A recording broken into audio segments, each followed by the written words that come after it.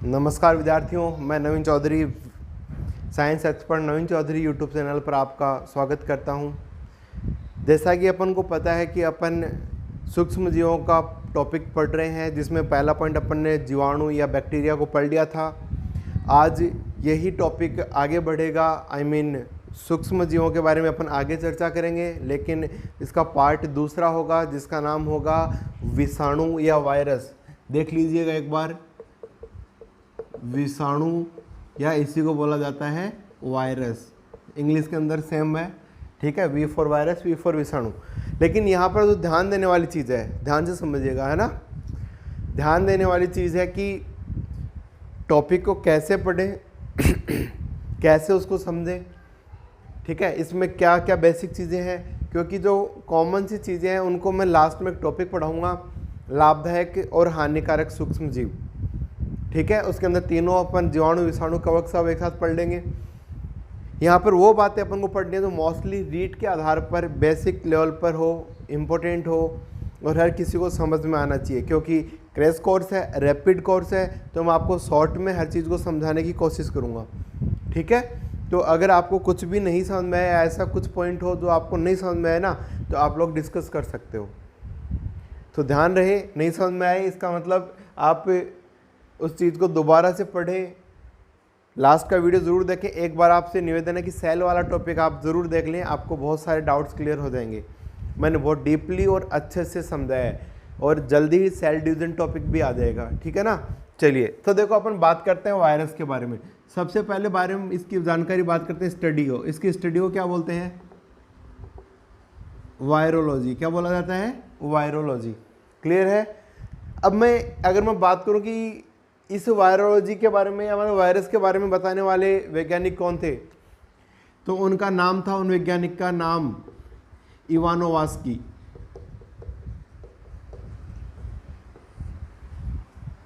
ये वही वैज्ञानिक थे जिन्होंने एक पादप विषाणु, प्लांट वायरस था, नाम है TMV, टोबैको मोज़ेक वायरस। बहुत अच्छी बात है, ध्यान रखिएगा, बहुत इंपॉर्टेंट है, बहुत बार पूछ लेते हैं। तंबाकू मोज़ेक जो वायरस होता है, ये कैसा वायरस है, इसकी क्या पहचान होती है ना। तो ये पादपों को ही संक्रमित करता है। चलो जी, और बात करते हैं, है ना, कि ये जो वायरस होता है इसका एक अन्य प्रचलित नाम भी है, इसे एकोस कहा जाता है। एकोस का मतलब है इसे सेल नहीं कहा जाता।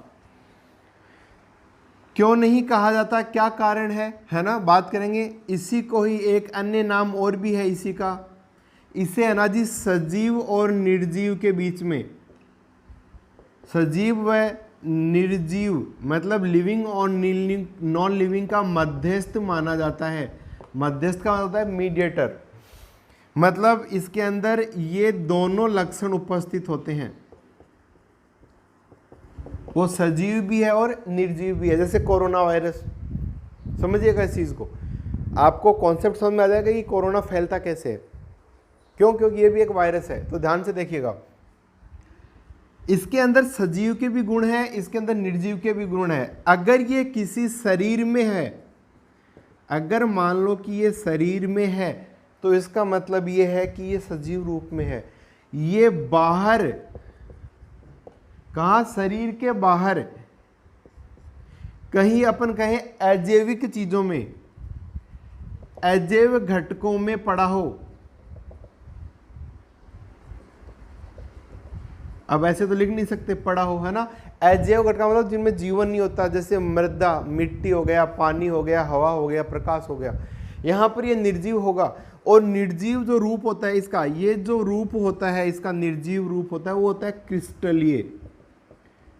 क्रिस्टलीय रूप होता है इसका। कैसा रूप होता है बेटा जी? ये क्रिस्टलीय रूप होता है, मतलब एक विशेष संरचना होगी इसकी जब ये निर्जीव रूप में होगा।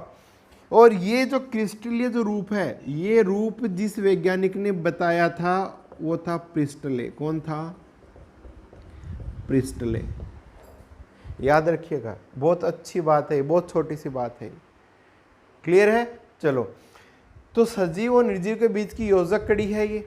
इसका अंदर दोनों के लक्षण हैं। तो सजीव के लक्षण क्या क्या होंगे, निर्जीव के लक्षण क्या क्या होंगे, अपन यहाँ पर ही डिस्कस कर लेंगे। देखो, बहुत छोटी छोटी बात समझनी है। निर्जीव क्यों कहा? क्योंकि ये कोशिका नहीं होती, मतलब कोशिका नहीं है तो इसके अंदर उपापचय क्रियाएं, जीवित रखने के लिए जो क्रियाएं होती हैं वो ही नहीं होती। वो क्यों नहीं होती? क्यों? क्योंकि इसके अंदर अनाजी इन क्रियाओं को कराने के लिए एंजाइम्स ही नहीं होते। देखो कितने नाम आ गए। और जब एंजाइम्स ही नहीं होंगे तो आपको पता ही है क्रिया नहीं होगी। क्रिया नहीं होगी, छोड़ो जी। सेल नहीं है, सेल का आकार नहीं है, रूप नहीं है, मतलब मैं ऐसे भी बोल सकता हूं कि इसके अंदर है ना जी कोशिका ही नहीं है तो इसके अंदर कोशिकांग भी नहीं होंगे, नहीं होंगे ना। तो बस ये इसके मुख्य बेसिक चीजें हैं। ये सजीव है, सजीव का मतलब ये विशिष्ट होते हैं। विशिष्ट का मतलब स्पेसिफिक होते हैं। स्पेसिफिक का मतलब क्या है? एक विशेष प्रकार का वायरस एक विशेष प्रजाति को ही प्रभावित करेगा। जैसे तंबाकू मोजेक वायरस है तो तंबाकू पर ही काम करेगा, औरों पे काम नहीं करेगा। पादपों के जो वायरस होते हैं वो पादपों पे ही प्रभावी होते हैं, वो जंतुओं पे नहीं होते हैं, मतलब दे आर स्पेसिफिक। बहुत छोटी छोटी बातें हैं। दूसरी मैं बात करूं, ये 90 डिग्री सेल्सियस तक है ना जी सर्वाइव कर सकते हैं ये वायरस। ये टेम्परेचर हुआ, नमी हुई, कोई केमिकल हुआ, समझ में आ रही है बात? इन सब के लिए है ना जी ये क्या होते हैं? रेस्पॉन्स देते हैं ये। तभी तो अपन सैनिटाइजेशन करते हैं ना हाथों को, क्योंकि ये रेस्पॉन्स देगा, निष्क्रिय हो जाएगा। अपन है ना जी ऑटोक्लेव की भी चीज़ें काम में लेते हैं। ऑटोक्लेव में टेम्परेचर बढ़ा के उनको मारा जाता है ना जी। देखो टेम्परेचर, नमी, ये कोरोना आपने सोचा होगा कि ये है ना जी मार्च के बाद के महीनों में, ये जो जून जुलाई जो स्टार्ट होता है, इन गैप के बीच में ही क्यों फैल रहा है पिछले 2 बार का? तो एक छोटी सी पॉइंट है, एक छोटा सा बिंदु है जो समझाना चाहूँगा। इस दौरान मौसम परिवर्तन होता है, और मौसम परिवर्तन होने के कारण यहाँ पर क्या होता है बेटा जी, माहौल जो इनका होता है, सर्वाइवलेंस जो टेम्परेचर होता है वो भी कम रहता है। इसके कारण है ना जी कोरोना आसानी से फैल पाता है। समझ में आ रही है ना? ये बाहर किसी चीज़ पे पड़ा है, ये निर्जीव क्रिस्टल, ये दाने नुमा है। ये अपन ने, मैंने कहीं टच किया, फिर ये मेरी बॉडी को मैंने टच हो गया, मेरी बॉडी को चिपक गया, मुझे क्या पता, दिख नहीं रहा, सूक्ष्म जीव है। मैंने गलती से यूँ नाक पे हाथ रख दिया, समझ में आ रही है ना, वो नाक के अंदर से चला गया, फेफड़ों में चला गया, लेकिन मैंने मास्क लगा लिया तो बीच में कनेक्शन टूट गया। लोग बोलते हैं मास्क से क्या होता है? कुछ नहीं होता ना, एक कम्युनिकेशन को तो ब्रेक कर रहा है ना भाई, नाक के और हाथ के बीच का। समझ में आ रही है बात? तो ये देखिए इसके अंदर ये ऐसी घटना दर्शाता है। और भी बहुत सारी बातें इसके अंदर। इसके अंदर जेनेटिक मटेरियल होता है, इसके अंदर डीएनए आरएनए होता है, इसलिए अपने आप की कॉपी कर सकता है। ये अपनी कॉपी कर सकता है, मतलब अपने आप को जिंदा रखने के लिए, अपने आप की संख्या बढ़ाने के लिए काम कर सकता है, संक्रमित कर सकता है। बात समझ में आ रही है ना? अगर मैं पूछूं क्या इसके अंदर सेल डिवीजन पाया जाता है? सेल डिवीजन पाया जाता है इसके अंदर, लेकिन असूत्री पाया जाता है। असूत्री, एमाइटोटिक। एमाइटोटिक का मतलब होता है जिसके अंदर संख्या कोई फिक्स नहीं होती, कितनी भी हो सकती है कॉपी। समझे कि नहीं समझे? ये इसके बेसिक इंट्रोडक्शन है, याद रखिएगा बेटा। ऐसे ऐसे छोटे छोटे क्वेश्चन एग्जाम में आ जाते हैं। अब मान लो मैं बात करूं इन्हीं के अंदर छोटा सा एक और वर्ड ले लेता हूं, है ना। जैसे निर्जीव है, ये निर्जीव रूप किससे संबंधित है? अजैव घटकों से। अगर ये किसी सजीव के शरीर में जिंदा है, ये बात समझ में आ रही है नहीं, तब ये इसका जिंदा रूप ही सजीव रूप कहलाता है, मतलब अब ये कार्यशील या क्रियाशील है। तो अब बात करते हैं अपन इसी पॉइंट को आगे बढ़ाते हुए, इसी के अंदर अपन को 2 चीज़ें याद रखनी है। एक तो वायरस के अंदर आकार का क्वेश्चन आता है। किसका क्वेश्चन आता है? आकार का। कैसा क्वेश्चन आता है? जैसे मैंने बोल दिया यहाँ पर कि है ना जी, वह वायरस, ट्रिक बना रहा हूँ आप भी लिख लेना, वह वायरस जो बड़ा है, और बड़ा किस किस में है? अगर मैंने बोल दिया प्लांट्स में बड़ा है, या फिर है ना जी एनिमल में बड़ा है। ये वायरस छोटा है, किस में छोटा है? ये प्लांट में छोटा है कि एनिमल में छोटा है या नहीं है? तो देखो अगर मैं बात करूं यहाँ पर प्लांट्स के अंदर कौन सा है, या उसका आकार कितना बड़ा है, ये पूछ सकते हैं आपसे। फिर इसको याद रखने की ट्रिक भी बताऊंगा। तो जैसे मैंने बोल दिया कि प्लांट्स के अंदर सिट्रस फल होते हैं, उनके अंदर पाया जाता है साइट्रस साइटिना। क्या पाया जाता है? साइट्रस साइस्टिना। साइस्टिस भी बोला जाता है इसको, जैसे साइट्रिन होता है ना, जैसे साइट्रस होता है, ठीक है। तो ये वायरस है जो प्लांट्स में होता है और सबसे बड़ा होता है। इसकी खास बात होती है कि ये 2000 एनएम तक है ना, 2000 गुणा 12 एनएम तक इसकी साइज हो सकती है। अगर मैं एनिमल्स में बात करूं तो देखो पॉक्स वायरस है, क्या है बेटा जी, पॉक्स वायरस है। पॉक्स वायरस जो नॉर्मली होता है, इसकी जो लेंथ होती है वो मतलब इसका डायमीटर होता है वो 17 म्यूएम होता है, एनएम बोल दीजिए इसको, है ना, आप लोगों को याद रखने में आसानी होगी। नेक्स्ट बात कर रहा हूँ मैं प्लांट की। अगर मैं प्लांट में बात करूँ तो देखो सैटेलाइट, टोबैको,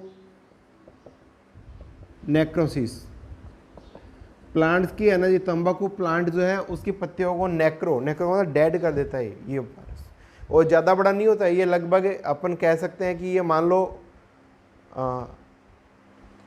नहीं, पॉक्स वायरस ये 17 एनएम का होता है, ये लगभग होता है 400 के आसपास होता है, तो मैं इसको बोल सकता हूँ लगभग 200 से लेकर 400 एनएम तक का। तो एक ही बात है, इसको कोई ज़्यादा दिक्कत नहीं है, 200 से 400 पूरा लिख देता हूँ मैं कि 200 से 400 एनएम तक का होता है, ठीक है, क्योंकि ये संख्याएं ये डिस्ट्रीब्यूट हो जाती हैं कभी कभी।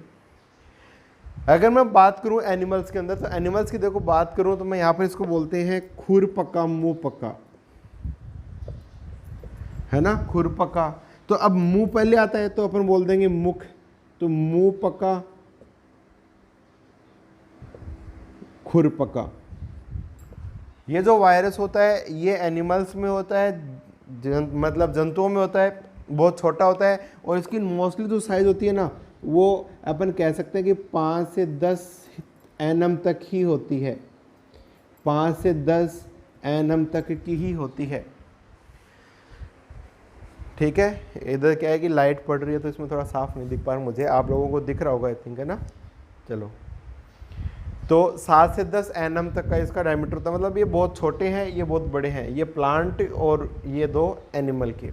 एग्जाम में क्या क्वेश्चन आ गया कि है ना जी, देखो साइट्रस साइस्टीजा या साइस्टीन या साइस्टीना जो है ये किससे संबंधित सबसे बड़ा वायरस है, तो आप क्या बोलोगे, प्लांट्स एनिमल्स दोनों, या दोनों से नहीं, तो आंसर होगा प्लांट्स में, क्योंकि प्लांट साइट्रस होते हैं, है ना, साइट्रिक फ्रूट। ट्रिक बनाओ, देखो देखो एनिमल है वो पोपाना स्टार्ट कर देता है बहुत बड़े लेवल पे, जब उसके कहीं पे भी वायरस का इन्फेक्शन होता है, कोरोना और मर गया, और ना समझ में आ रही है, पोपाना, पॉक्स वायरस। प्लांट जो होते हैं ना, प्लांट्स देखो ध्यान से याद रखना, ये खुरपका मुंह पका तो एनिमल्स में होता है, इसे अपने मुंह में बहुत छोटे मोटे बैक्टीरिया बहुत होते हैं छोटे मोटे, है ना, तो मुंह पका खुरपका तो याद रह जाएगा। अब रहेगा सैटेलाइट का, तो सैटेलाइट डेड होता है एक तरीके से, तो एनिमल का तो है नहीं, तो प्लांट्स का इसको पार्ट मान लो। तो पोपाना, बहुत जोर से पोपाना, जोर मतलब बड़ा है या नहीं है, ट्रिक बना लो, इनमें से हो सकता है कभी क्वेश्चन आ जाए, ठीक है बेटा जी। चलो अब बात करते हैं आगे, इसी आकार को समझते हुए इसके आकार के अंदर इसकी संरचना में कौन कौन से क्वेश्चंस बन सकते हैं। तो देखो ध्यान से समझिएगा, अगर मैं बात करूं संरचना की, कि संरचना के अंदर कैसे कैसे हो सकते हैं, तो वायरस कितने प्रकार के होते हैं, मोस्टली आपको ये 4 प्रकार तो आपको याद रखने ही रखने हैं। ये 4 प्रकार सबसे बेस्ट, सबसे कॉमन है, सामान्य है, जानकारी इनकी होनी चाहिए। सबसे पहले जैसे मान लो मैंने बोल दिया घनाकार, घन क्यूबॉइडल हो, क्यूब शेप में हो, घन के आकार का। घन का आकार कैसा होता है, सब जानते हो, घन का आकार होता है ऐसे, चारों भुजाएं समान होती है ना। चलो जी, नाम सुना है मम्प्स वायरस, या नाम सुना है इसका पोलियो वायरस, वो इन दोनों के ही उदाहरण है। इसलिए मुंह को है ना पोलियो पिला ऐसे किया जाता है, ताकि है ना ये क्षेत्रफल ना ये बराबर हो जाए। ये लो ट्रिक, मैं ऐसे मुंह और पोलियो पिलाते हैं, मम्स और पोलियो। दूसरी बात करूं मैं दंडाकार, दंडाकार मतलब होता है रोड से छड़ के आकार का, छड़ी। सबसे पहले पता चला था अपन को तंबाकू, तो टोबैको मोज़ेक वायरस, उसी के पीछे छड़ी लेकर भागे थे दंड, तो तंबाकू मोज़ेक वायरस, टोबैको। अगर मैं तीसरी बात करूं जटिल, बहुत जटिल स्ट्रक्चर होती है जिसकी अपन आसानी से उसको आइडेंटिफाई नहीं कर सकते, कॉम्प्लेक्स बोलेंगे इसको, क्या बोलेंगे, कॉम्प्लेक्स। तो देखो कॉम्प्लेक्स की अगर मैं बात करूं ना, तो जैसे कोरोना है, कोरोना का भी इसी के अंदर कॉम्प्लेक्स में आ जाता है, लेकिन कोरोना जैसा ही लक्षण आता है इन्फ्लुएंजा में। किस में आता है, इन्फ्लुएंजा में। कोरोना इसकी जैसी जटिल स्ट्रक्चर होती है। वायरस, वायरस का ही एक और रूप होता है, इसको जीवाणुभोजी कहते हैं, बैक्टीरियोफेज। बैक्टीरियोफेज क्या होता है हिंदी में बोलते हैं बेटा, जीवाणुभोजी। मैं थोड़ा तेज लिख रहा हूँ ताकि लिखने में टाइम खराब नहीं हो। एक लास्ट होता है, बहुत कॉमन है, आवरण रहित। आवरण रहित मतलब जिस पर आवरण ही नहीं होता, कवरलेस जिसको बोलते हैं। तो है ना जी, आपने नाम सुना होगा, एक होता है यूरो वायरस।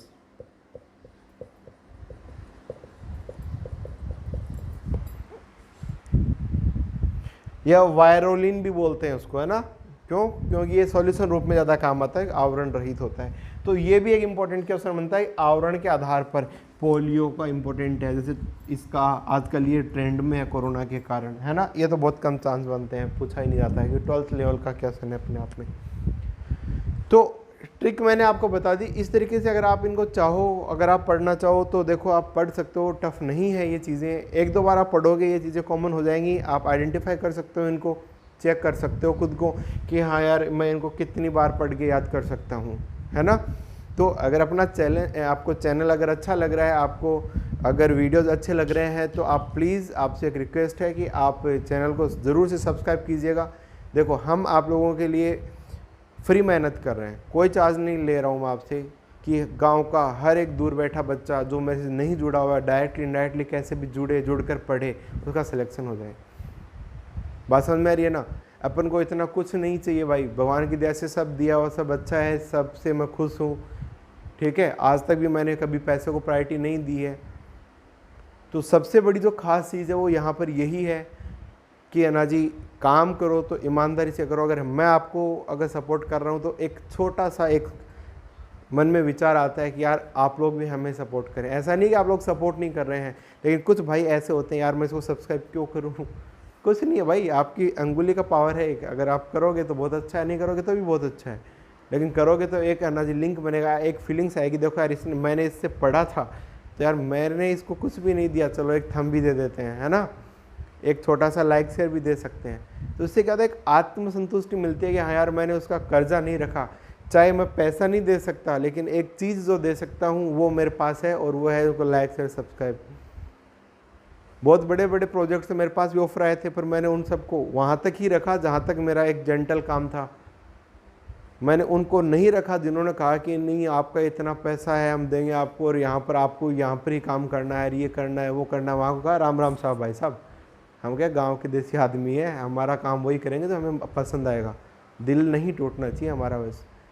तो जो सबसे जो इम्पोर्टेंट बात है वो यही है कि सहयोग करके पढ़े, दोस्तों को भी बताएं, उनको भी पता चलना चाहिए। अब अपन बात करते हैं वायरस की संरचना के बारे में। किसकी संरचना के बारे में? वायरस की संरचना के बारे में। इनमें बहुत छोटे छोटे क्वेश्चन आएंगे, ज़्यादा टफ नहीं लेना आपको। जैसे मैं यहाँ पर ये स्ट्रक्चर बना रहा हूँ, यहाँ पर ये जो स्ट्रक्चर बन रही है, ध्यान से देखिएगा, एक रफली डायग्राम बना रहा हूँ। इस रफली डायग्राम में यहाँ पर अंदर की ओर ये होगा, दैट इज डीएनए या आरएनए, कुछ भी हो सकता है। ये जो यहाँ पर जो है इसको बोलते हैं प्रोटीन कवच। क्या बोलते हैं? प्रोटीन कवच। ये इसका हेड भाग है, ये इसका नेक भाग है, इसको बोला जाता है नेक कॉलर। ये जो होता है इसको बोला जाता है टेल प्लेट, और इनको बोला जाता है टेल। इनकी जो संख्या आप काउंट करके देख लो, टोटल कितनी है? 6 है। इसकी जो लंबाई होती है, इस तरीके से मैं अगर बात करूं तो होती है 950 एंगस्ट्रम। कितनी? 950 एंगस्ट्रम। अगर मैं इसकी विड्थ की बात करूं तो होती है 650 एंगस्ट्रम। सेम यहाँ पर इसकी भी है, सेम यहाँ से यहाँ तक इन इस लंबाई है, वो भी है 950 एंगस्ट्रम। इनकी लगभग होगी 150 से 200 एंगस्ट्रम तक हो सकती है। लेकिन अगर मैं इनकी लंबाई की बात करूं तो लंबाई इनकी होगी ना, लंबाई वो होगी लगभग 1500 एंगस्ट्रम, 1200 से 1500 एंगस्ट्रम। अब वो डिपेंड करता है अपन कौन सी बुक से क्या पढ़ रहे हैं।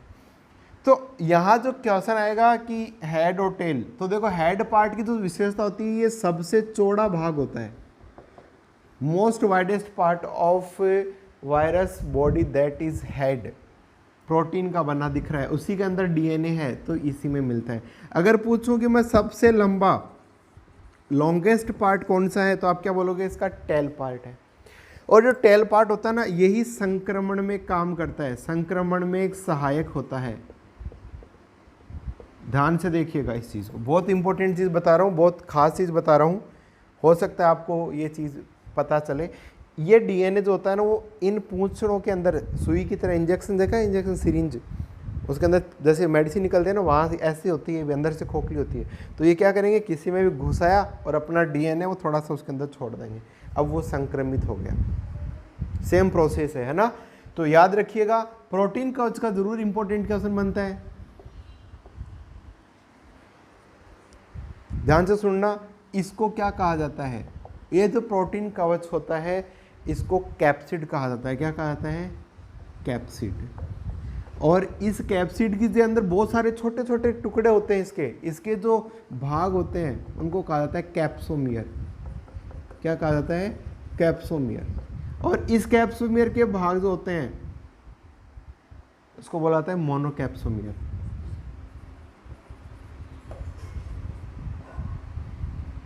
कैप्सिड, SID, मोनोकैप्सिड या मोनोकैप्सोमियर, ठीक है ना।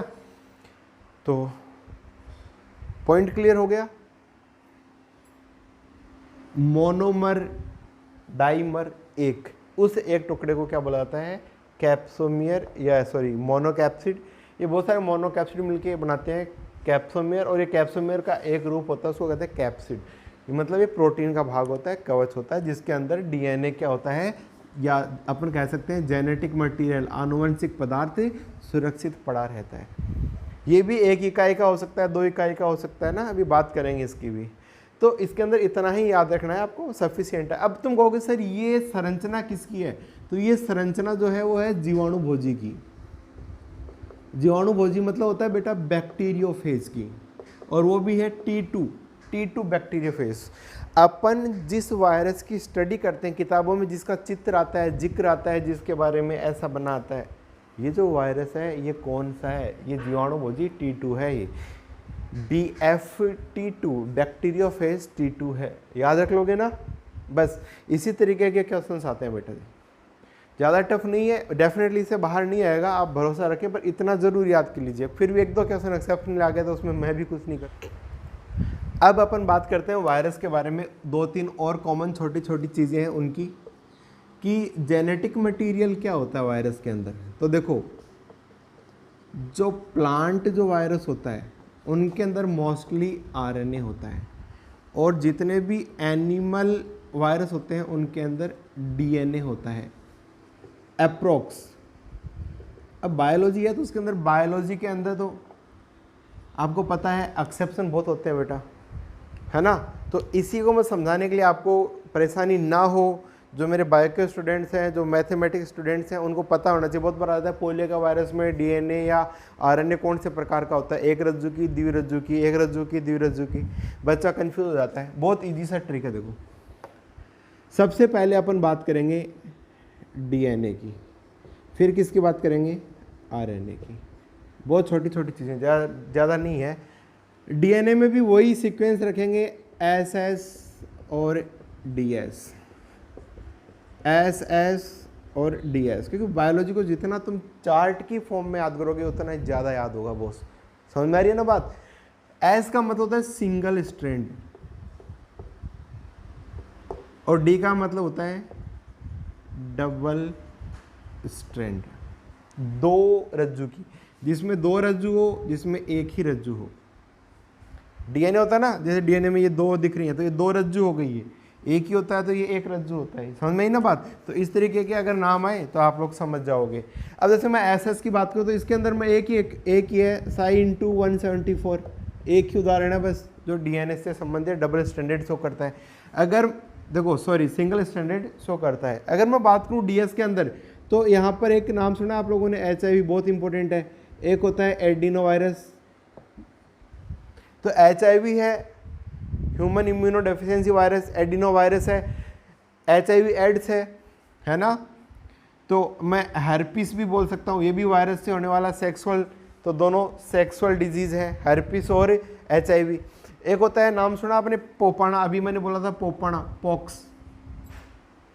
पॉक्स वायरस, क्लियर है। चलो जी, अब मैं बात करता हूँ RNA के बारे में। एक रज्जु के RNA वाले कौन कौन से वायरस है, तो नाम अपन लिखेंगे सीधा, सबसे पहले अंधाधुंध जो याद है, सबसे सरलतम SS, और वो भी RNA, क्योंकि RNA से बाद में क्या बनता है, DNA बनता है। तो TMV याद हो गया। अगर मैं बात करूं यहां पर इन्फ्लुएंजा जो वायरस है, भाई बताओ, मनुष्य में रोग कारक है कि नहीं है, अपवाद आ गया, लेकिन इन्फ्लुएंजा को अपन को याद रखना पड़ेगा। नेक्स्ट पॉइंट, नाम सुना है मम्प्स बीमारी, ये भी एक प्रकार का है ना जी, पैरोटिड लार से संबंधित है ना, मम्प्स, याद रख लो। अगर मैं इसमें बात करूं DS डबल स्टैंडर्ड में, कोई भी रिट्रोवायरस, HIV के जैसे रिट्रोवायरस की आइडेंटिटी होती है, इसमें डबल स्टैंडर्ड होता है। उसके बाद में मैं अगर बात करूं साइसिक्स, उसके बाद में एक होता है राइस ड्वार्फ, चावल के अंदर बोनापन,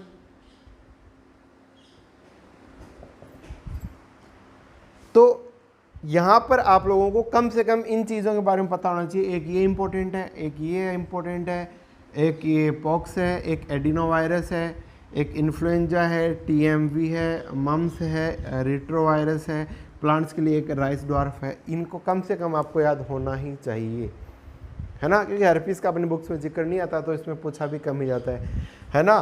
तो SS का मतलब ऐसा DNA जिसमें एक ही छड़ हो, इसके अंदर डबल स्टैंड मतलब 2 छड़ हो, RNA में 1 छड़ हो और 2 छड़ हो, क्लियर है ना, समझ में आ रहा है।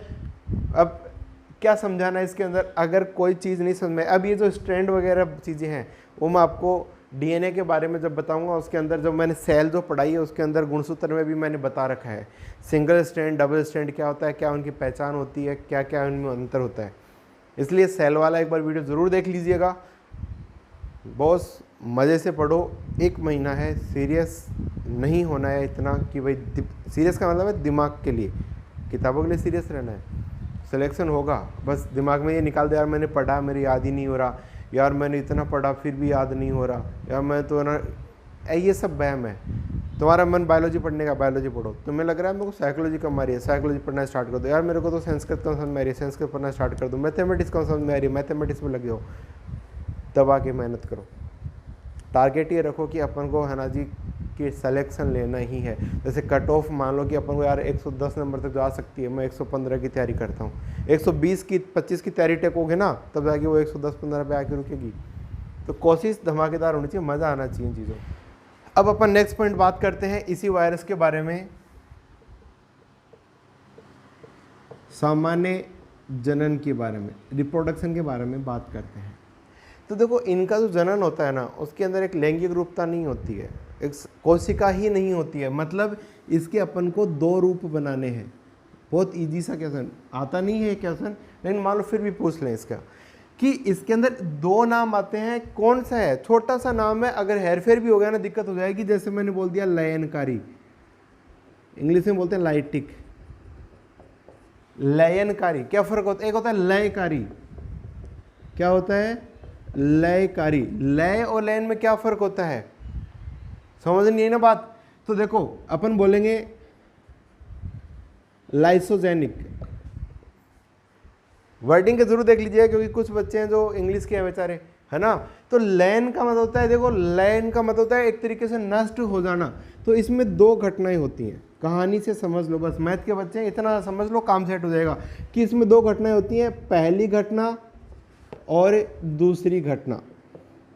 पहली घटना में क्या होगा, ये जीवाणु जो होता है ना, जिस पर ये अटैक करता है वो नष्ट हो जाता है, और इसके अंदर जो जीवाणु है ना वो क्या रहेगा, जीवित रहेगा। और जब ये दोनों घटनाएं होती हैं तो इन दोनों के मिलने से बाद में जो इनसे क्या बनेगा, जो DNA बनेगा, उस DNA की क्या हो जाएगी, मिलने से एक नई कॉपी तैयार हो जाएगी। बस ये नया DNA। जनन क्या होता है, अनुवंशिक पदार्थ को मिलाना। अपने अंदर मम्मी के आते हैं 23 गुणसूत्र, 23 पापा के आते हैं, फिर अपने अंदर 46 गुणसूत्र होते नहीं होते। तो जनन का मतलब यही होता है ना, मिलाना। लय, देखो लयकारी, लय का अंदर होता है, इसका मतलब होता है बनाना, लय का मतलब होता है बनाना, और लयन का मतलब होता है बिगाड़ना एक तरीके से। लयकारी में क्या होता है, इसके अंदर जो जीवाणु जो जिस पर अटैक करता है जीवाणु, वो जीवाणु जीवित रहता है। क्या रहता है, बहुत इंपॉर्टेंट है, जीवाणु जीवित रहता है। और जीवाणु भोजी दोनों का जो डीएनए है ना, डीएनए वो जुड़ जाता है, और डीएनए जब जुड़ता है तो इसको बोलते हैं संयुग्मन। और संयुग्मन के क्वेश्चन बहुत बार आते हैं, कॉन्जुगेशन जिसको बोलते हैं, है या नहीं है। तो क्वेश्चन आता है कि वह घटना जिसके अंदर डीएनए का संयुग्मन होता है वह होती है लयकारी, लयनकारी, दोनों या दोनों ही नहीं। तो क्लियर हो गया डाउट, बस ऐसे क्वेश्चन पूछ सकते। अब बात करते हैं अपन दो विशेष बिंदु, वायरस के दो विशेष बिंदु जिन पर क्वेश्चंस बनते हैं। एक बार मैं लिख देता हूँ, फिर इनके बारे में डिस्कस करूंगा, आपको समझने में मजा आएगा। एक का नाम होता है प्रियोन, एक का नाम होता है वीरियोन या वीरियोइड। दोनों में बहुत अंतर है। क्या होता है देखो, वीरियोइड जो होता है ना, ये इसका एक क्वेश्चन बनता है, ये मैं लिखवा देता हूँ खोज के अंदर कि एप्लर प्लस हैग प्लस क्लार्क, इन तीनों ने इसको खोजा था। अगर मान लो कि क्वेश्चन आ गया कि इसकी स्टडी किसने की थी, तो स्टैनले ने की थी, स्टैनले ने, जिसके बारे में अपन बता चुके हैं, टीएमवी पैकेज ट्रिगर वाला, है ना। चलो और आगे बात करते हैं। अगर मैं बात करूं इसके अंदर की, है ना जी, इसके अंदर जेनेटिक मटेरियल कौन सा होता है, तो आप क्या बोलोगे, ना तो इसके अंदर डीएनए होता है और ना ही इसके अंदर आरएनए होता है, जेनेटिक मटेरियल नहीं होता। मतलब एक प्रकार के ये कण जैसी ही संरचना हो गई एक तरीके से। और बात करते हैं, अगर मैं एक इंपॉर्टेंट क्वेश्चन बोलूं कि ये प्रियोन हमारी बॉडी में कौन से पार्ट को प्रभावित कर सकते हैं, तो मैं बोल दूंगा ना, तो आप भी लिख देना ये कि ये ब्रेन को, हमारी बॉडी को मोस्टली प्रभावित करते हैं। लेस्ट देखो इंपॉर्टेंट नोट है,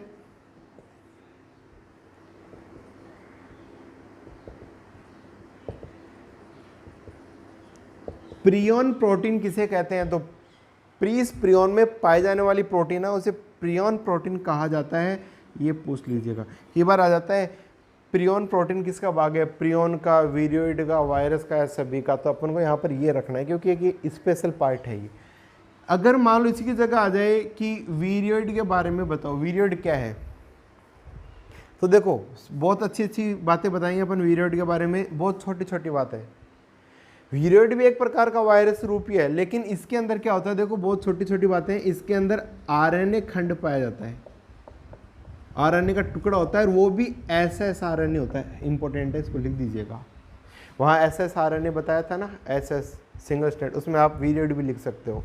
अगर मैं इसकी एक चीज़ की और बात करूँ, जैसे मान लो कि इसकी खोज किसने की, तो आप लिख सकते हो डाइनर ने इसकी खोज की थी, और उन्होंने दुनिया को बताया था सबसे पहले कि वीरियोइड कोई चीज़ है एक, जिसके अंदर मतलब एक आरएनए का टुकड़ा है और कुछ ही नहीं है, बस एक जेनेटिक मटेरियल होता है उसके अंदर और कुछ नहीं होता, इसमें प्रोटीन होती है, फ़र्क समझना। अगर मैं बात करूँ इसके अंदर, देखो अगर मान लो कि ये किसको प्रभावित करता है, तो ये मोस्टली प्लांट्स पर संक्रमण दर्शाता है।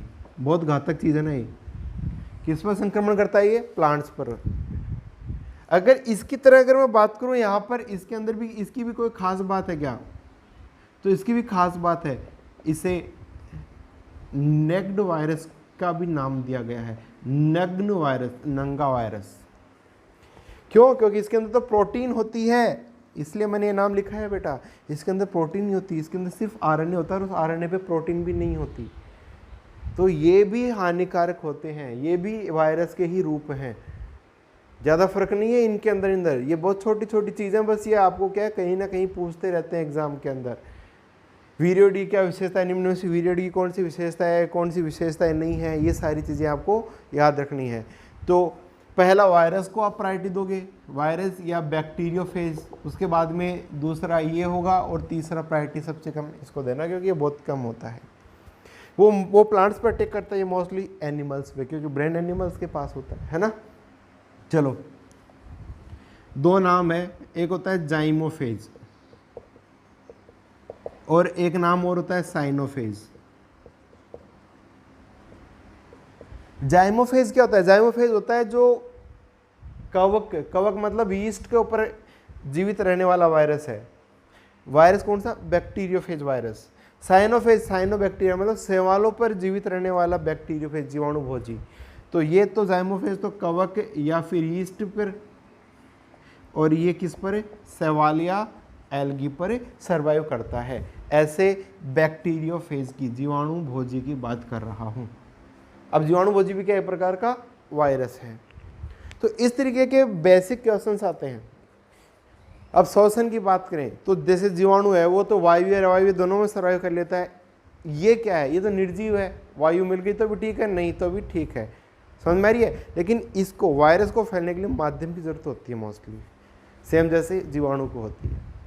ठीक है, तो अपन नेक्स्ट जो वीडियो होगा उसके अंदर अपन एक ऐसा मतलब पॉइंट रखेंगे जिसके अंदर मतलब जैसे रोग, तो रोग के अंदर वायरस के रोग, बैक्टीरियल रोग, फंगल डिजीज़, ये सारे नाम अपन अलग अलग वीडियो बनाएंगे ताकि मैं आपको अच्छे से समझा सकूँ, उनकी ट्रिक बता सकूँ। एक वीडियो कम से कम भी 15 से 20 मिनट का होना ज़रूरी है। तो आप लोग इन चीज़ों को समझिएगा।